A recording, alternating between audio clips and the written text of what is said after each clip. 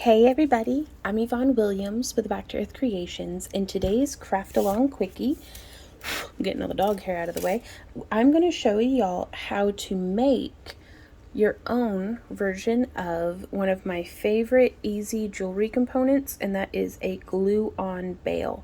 This is an example of one that you can purchase. You can get them in like plated base metals or sterling silver or stainless steel. Like there's all sorts of, bare solid copper, brass, all sorts of different materials, but sometimes you just don't have any on hand, and they are my absolute favorite go-to for, let's say it's crunch time, you've got a convention or a craft show or a sales event going on in a couple of days, and you need to get as much inventory made as possible because you had hopefully a really good show last weekend, or you just, I don't know, maybe you were ill for a little bit and you just haven't had the chance to catch up on your inventory production, or maybe you just want a really quick, easy afternoon project for with your friends or with your kids, or just what have you. So glue-on bails are like instant jewelry. They really are, because then all you have to do is you could take something like this resin moon here, and glue with either E6000 or my favorite, DevCon 5-minute epoxy, because I cannot be troubled waiting for something to dry. So that, it cures in literally like 5 minutes. You can wear it. So it's a very instant and sturdy. So you can glue the bail on to the back of resin or to the back of a gemstone or glass cabochon. And really the only thing you need to watch out for is making sure that you have it like, centered up so that you can wear it however you like. And you can even do one onto each shoulder of a piece, so that way if you wanted to then do chainmail or beading or macrame off of each end, and it's glued on there, and it'll hold pretty nicely, I think. Actually, yeah, this one would. Gosh, it's such a pretty loud. Which, by the way, a shameless self-promotion, you can get your unique cabochons and beads and different things at our website, backtooearthcreations.com. But let's say, okay, you're working on it and you're out of glue-on bails. Introduction to hoarding scrap wire. I've got like a whole shoebox of this in the other room of just little bits. Anything longer than this, which is like 2 inches, I save. Anything shorter than that, and I put it in a separate bin for melting down later. But whenever I'm prepping up for something like a vending event, I'll go through, I'll pull out my bin of scrap wire, and I'll grab my mandrel pliers. And there are a couple of different ways that you can go about doing this. So let's say we've got, and I like to save 18 or maybe even 20 gauge, but 18 or 16 gauge are my favorites for this. So we could start at the end of one. And I just know I'm going to hear crap from somebody in the comments being like, it took you 3 minutes to start getting to it. Well, you clicked on my face. So I do appreciate y'all being here, though. But it's just, my heart's always with the beginner. And if you've never made jewelry before, or you've never, even heard of a glue-on bail, sometimes a little bit of an introduction can, be nice. So that being said, I've just made a little jump ring looking loop on my mandrel pliers, not the smallest setting, but the one like right before it. And then I'm going to take, you could use, these are tapered flat nose pliers that I get from Rio Grande, or you could just use flat nose or chain nose, but I like to grab it about just a couple millimeters away from the end of the loops that we've made, and bump, just give it a bend like that. And then from here, this is a wonderful opportunity to practice making your spirals. I like to just grab like this, oops, as close to the tip of the pliers and as close to the tip of the wire as you can. And then I'm just going to start twisting in, making a little bit of a spirally loop. And then you can also grip with your pliers and start shaping that in a little bit more. And you can do this in all sorts of different shapes. Like you could make hearts or leaves or triangles or squares. You could make it suit the shape to, the back of whatever you're using. And we would take this and just glue it with either the E6000 or the DevCon 2-part epoxy, or if you have some UV resin and you're joining it onto a piece of resin. I find resin binds to resin really, really well. So you could actually just do a little spot of UV resin and then plop that down. And you could use maybe some playing cards or pieces of scrap paper cardstock to prop it up, just to make sure that it's actually flat against our piece. So, because we don't want it resting like that, we want it really flush up against what we're doing. So anything that you can use to kind of prop that up. And I've got like a broken cab here, but like just that little bit of paper, or plastic rather. Oh, that's a little too poofy, isn't it? But yeah, I trust you're crafty, you'll figure out a way. But just gluing that on there, even just using a little spot of super glue just to hold it into place to start with, to then cap with a different adhesive or some more resin would be a good way of going as well. Now be sure to let that super glue cure all the way though, that way you don't risk it reacting with your resin. And if you're worried about little pokey bits, like that little bit right there, what we can do is we can come in and snip it at a little bit of an angle. So that way, if you can see, there's no more little pokey bit. Oh my gosh, my nails. I need to get my nails done. Oh, let's just ignore that for a minute. But yeah, so that is how I do it whenever I only have 2 inches of wire. But y'all, that's not a bad way of being able to turn something into wearable jewelry like immediately. Now I am going to show y'all if you want to be a little bit more involved with it. Here I have about 11 inches of 18 gauge wire.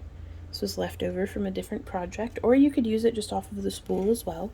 And I've started in the center of our wire, and I'm just folding around to make our bail. And I usually do it a minimum of twice, but you could do to where you have 3 little loops. You can smush them all together.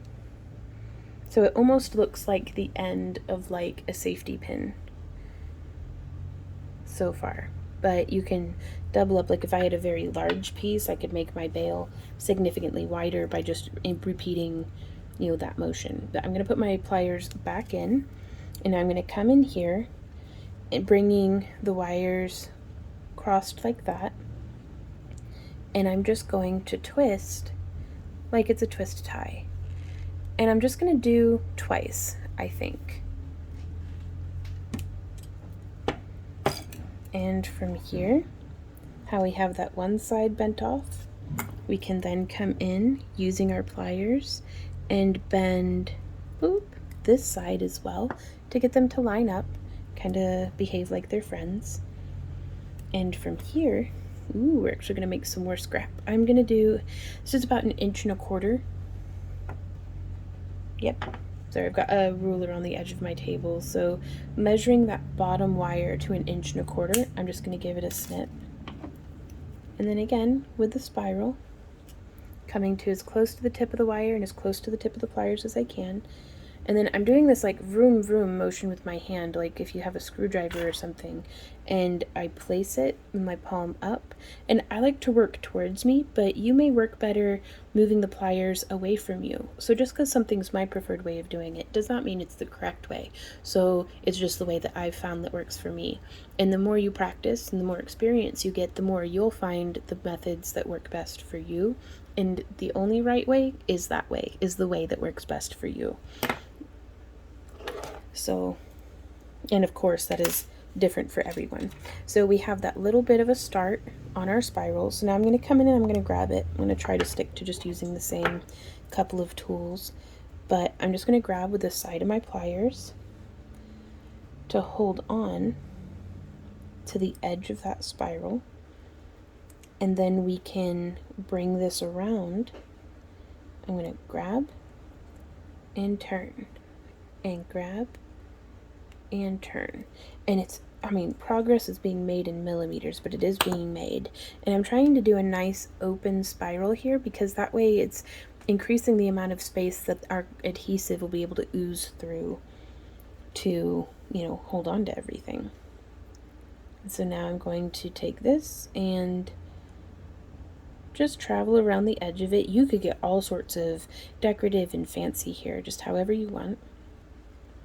And now, and I like to just use my fingers because I typically have them on hand.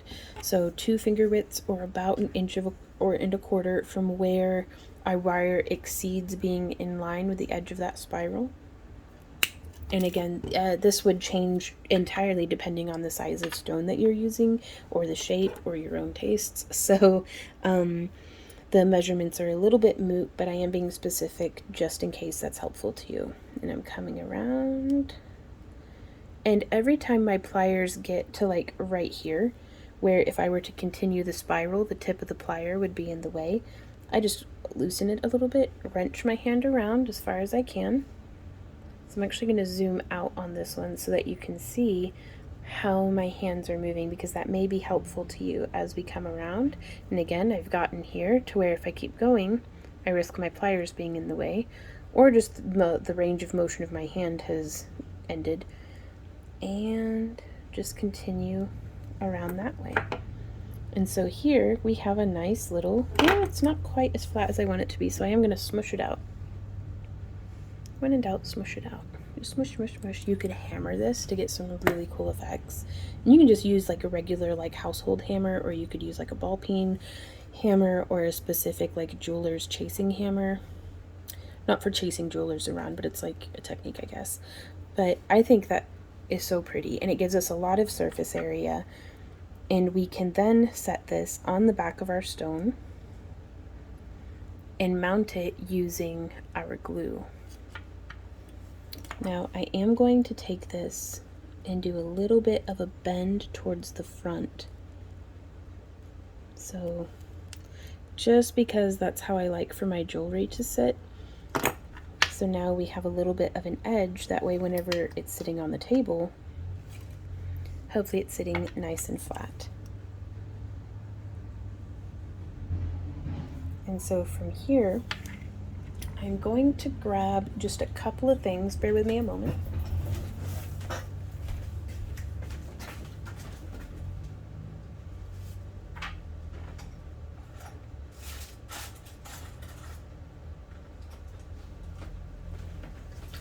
So I just have a note card. You could use a piece of scrap paper or anything like that.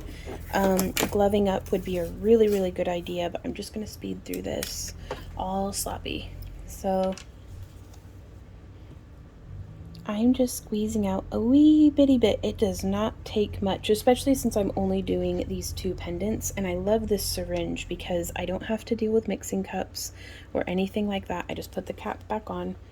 And there will be links to all the different tools and materials that I'm using down in the video description below.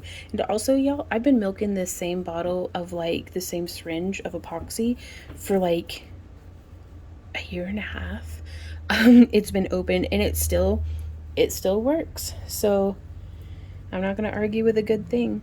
Now, it has a very short pot life, which means the amount of time that you can be like mixing and using it is pretty short, because like within like 5 minutes it's like maybe still a little tacky to the touch, but it's not dripping or anything anymore. So by the 10-minute mark it's hard enough that you can sand it.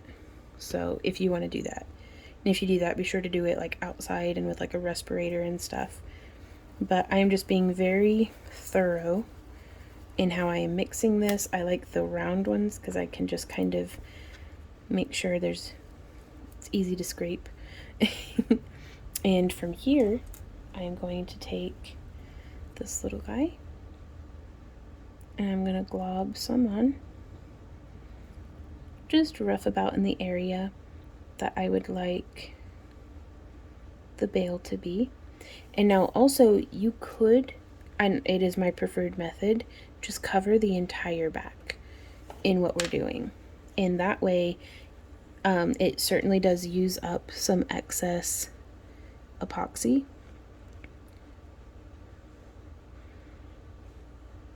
but it helps kind of make everything nice and level. It's perfect for if maybe you have metal allergies, and you can kind of cover the back of that,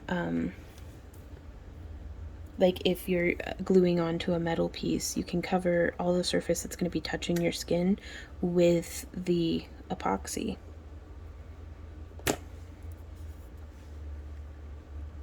It's very viscous, so it's surface tension. It's not likely to be runny and like drip off in different directions and stuff. So, which can be good or can be bad, just depending on what you're looking for. And if I had gloves on, I'd push that more towards the end, but I don't. So from here, I'm actually going to move my labradorite over, decide which side I want to be the top. They're both so pretty.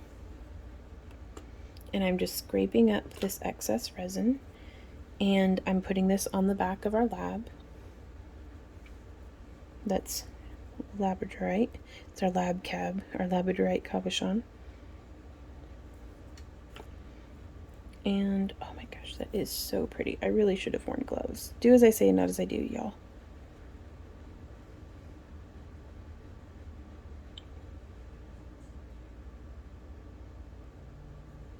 So I'm getting that positioned, and then we can come in with our bail that we've made, our glue-on bail.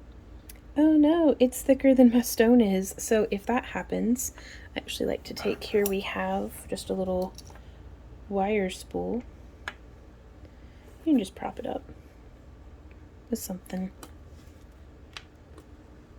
And there we are. We've scraped.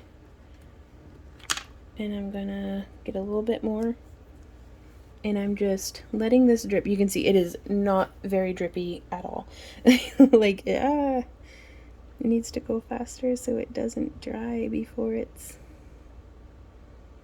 Now, I do like this stuff significantly better than E6000, but that's just me personally, because I do not like the way that E6000 smells, and I can never unsmell it.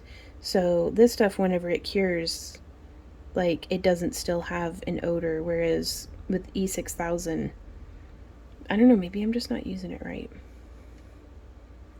I was reading recently about somebody oven curing their E6000. Now, I don't know anything about that beyond the article that I read, but it really intrigued me. So we will just leave that like that. We could, again, if I were gloved up, pull the epoxy a little bit closer to the edges, but already it's starting to get kind of slightly more difficult to work with, but it holds on really, really well. And we would just let this dry, and you'd do it the exact same way, or I would rather, would do it the exact same way with taking this glue-on bail and just adhering it. But I still like to cover the whole back, because you can just, it takes a little bit of determination, but whenever it's just glued on in that one spot, you can rip the bails off, whereas you really have to be, like, determined to pull these off once you've kind of, because it makes it almost monolithic, you know, especially if you're using resin on resin. It gives you a nice way of doming the back. And you can also add in, like, if you have like a little stamp or sticker or something of your, like, your logo, you could put that on the back of your pieces as you glue on the bails. But as this dries, I'm going to keep chatting just a little bit more to let you guys know how much I appreciate you. Thank you so much for coming and hanging out with me, especially if you're watching this in the premiere. Hey, everybody in the premiere. Well, I thought it was going to be a craft along quickie, but then I talked the whole time. Well, there's that. But if you wanted to see this in the premiere, but you missed it and are watching it in the replay, be sure to sign up for our newsletter, because we send out a new email every time we have a new tutorial or a new live stream or a shop update. And that way you don't have to rely on YouTube and you don't miss a thing. So, oh yeah, so here you can really see that is... I mean, it's still goopy, but it's starting to cure. If you enjoy our free tutorials and would like to support the creation of more of them beyond doing what you're doing, which is already amazing, please consider joining our craft along club. For as little as $1 a month, you can support our channel and our free tutorials and stuff, as well as get exclusive coupons. Like currently at the time of recording, our craft along club gets like 20% off coupons to just about everything in our shop, and you can use it as many times as you want. So that's a pretty sweet deal, especially if you're just signed up for $1. As well as the more you pledge, the more you get. So like the higher of a tier that you're in, the more stuff you get. So like we all have our digital download tier. At the $10 level, we start sending out our crafty boxes, which is of like our handmade fused glass cabochons and different things like that. So yeah, there's more info down in the video description, but I just thought I'd let you guys know about that. But also, just tickling my like button or leaving a comment about what you're working on today or how you're doing or anything like that would be really cool. We love hearing from you guys. Now, you can tell that it's curing because it really, really heats up. So the piece that I'm holding is quite hot to the touch, but I'm just going to flip it over so that you guys can see. That is how the bale sits. Just very, very minimalist, very sleek. And this is one of my favorite ways that whenever Randy, my partner, and I travel around to different craft shows and stuff, this gives us kind of our baseline. This is what we sell for like the least out of our booth, and that way whenever we bring out pieces like these ones that, you know, we would be charging significantly more for, like, you know, we have a wider price point, which really helps because sometimes, you know, if somebody's coming through and they've got like a $5 or a $10 bill in their pocket, we like to have something that if they like our work and it catches their eye, you know, it's still affordable. But yeah, so I do hope that that was helpful to you. If you guys have any questions about anything, please you know, leave them down below, or you can email us at backtruthcreations@yahoo.com. And yeah, so it's just about cured. So, you know, also the bigger of a batch that you mix, the faster it cures. Once you get just a little bit left on the table, yeah, it's not even sticky anymore, you guys. So that is how we do our glue-on bales. So until next time, you guys, thank you so much again for hanging out with us, and we will see you next time. So until then, happy crafting. Bye.